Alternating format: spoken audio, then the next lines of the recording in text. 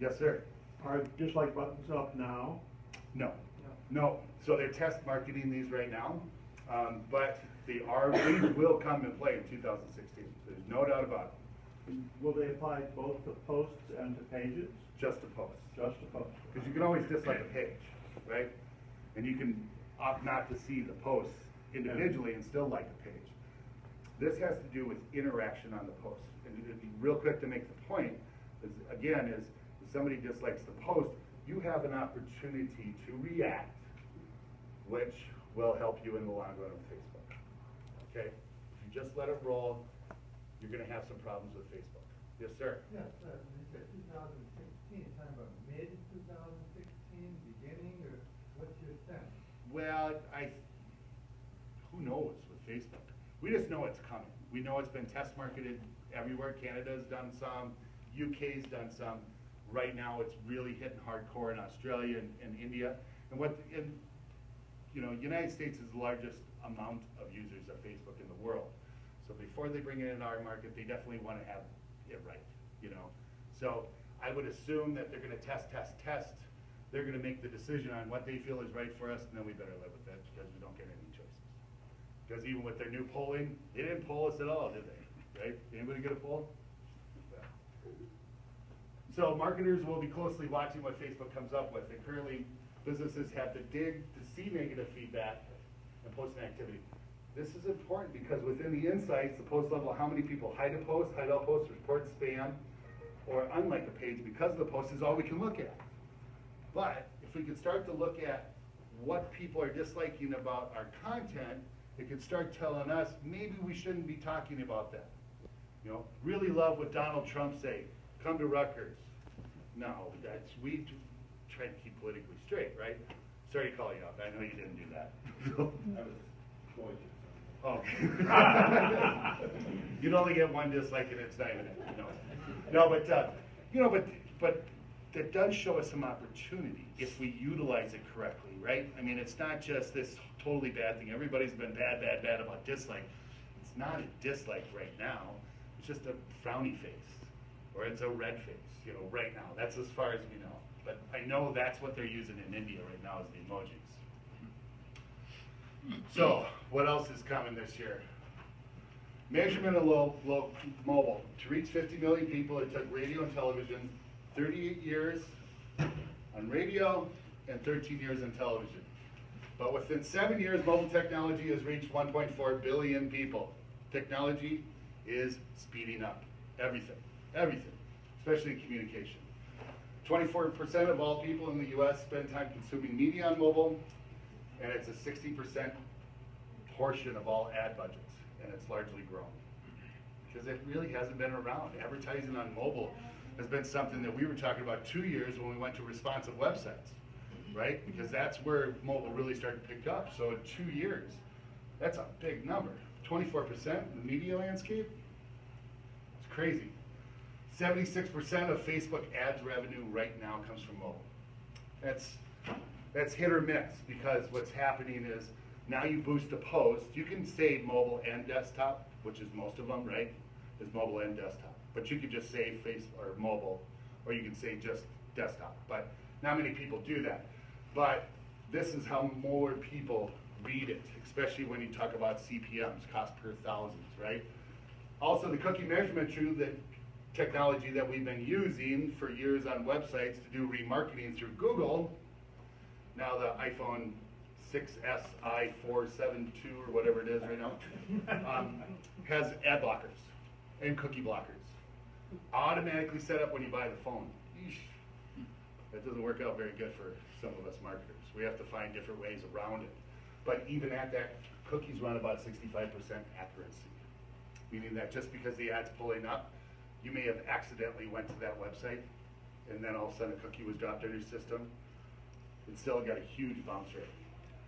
And the reason Facebook's doing this is because people-based marketing is their future. That's what they want. We talk about how scary it is, but then I don't want to see the ads that I used to see all the time because I don't have babies. I don't want to see pamper ads all over my Facebook page. I don't even understand why they were there.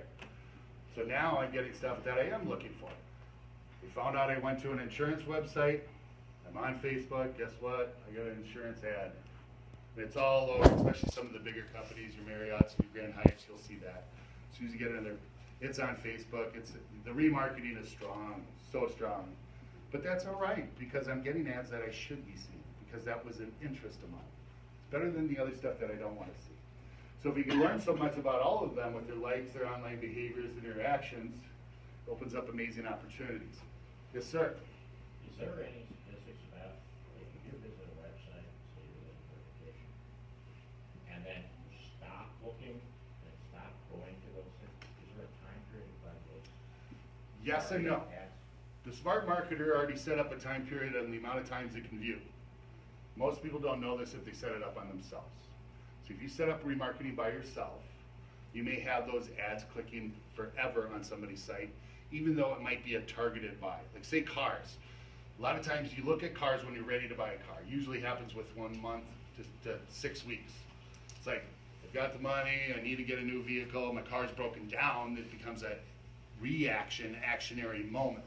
Therefore, if I sell cars and you go to my car site, I only want to run those ads 7 or 8 times.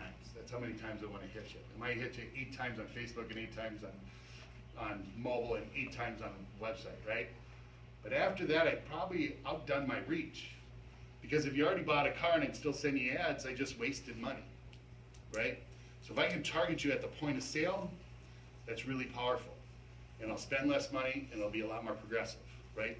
Then my cookie technology is actually working. And this is one of the reasons the 65% is so high is because people don't set up a time limit that they should be able to see it. And one way you can take a look at it is when you're doing remarketing and advertising, you can look about how many times people dislike your pages or call your ads spam. And when you see that number starting to drastically rise, you can already figure out that, okay, let's go back a few weeks or a few days, and let's stop the ad there, and let's try it again. And then if you've got a 2 or 3 week window, then you've got a really good ad time period for that. So, you know, it's a bigger stretch, and that's something that more analysts look at than, you know, us as individuals, right? But it's an important thing to remember when you're marketing. This is I'm really excited about this one. So they've already been running this in Australia, in the UK. It's called Facebook at Work. It is a private Facebook page for your business. Nobody else can see it. Nobody can see the people that work for you on there, because as a boss myself, I have people that work under me that are not my Facebook friends for many reasons, right? HR would just totally blow up, but that's not even that important. But I'm also a hockey coach. And there's a lot of stuff I'd like to share with the kids. There's a lot of things I don't. And I can go in and select the amount of people that go through our page, but even as a coach, that's not right. You know, I shouldn't have kids follow me. Now, I created a work Facebook page that was all about the Brainerd Pee Wee B team. I can post photos. Every kid, every parent can communicate through here privately. We could have discussions, open discussions, announcements, projects, all kinds of information, photo groups, video from the last game, where the stats are. And on a team, on an organization level, that's a really great tool. Now think about it on a larger resort like ourselves at Grandview. This is a place we can display a lot of information that we live. You'd be able to, you could talk on FaceTime with people, you could direct message people, you can share information in groups, the marketing group, sales group, F&B group, right? We can have overall, hey, we just won an award for coolest place with less trees or something, you know, whatever, you know. This is a great place to share it because we don't have a lot of places to share it. You know, I send out GroupMe emails we have 150 full-time employees, and I bet you 1/3 of them open it up because not everybody's full-time on Monday, right? It might happen later in the week. They might just went into their junk filter. Don't have to worry about this. Because if a post came on there and you're part of the page, you're going to get notified there's a new notification on the page, right? So it'll prompt you to go in there. This has great implications. And like I said, it's very private. So it's going to have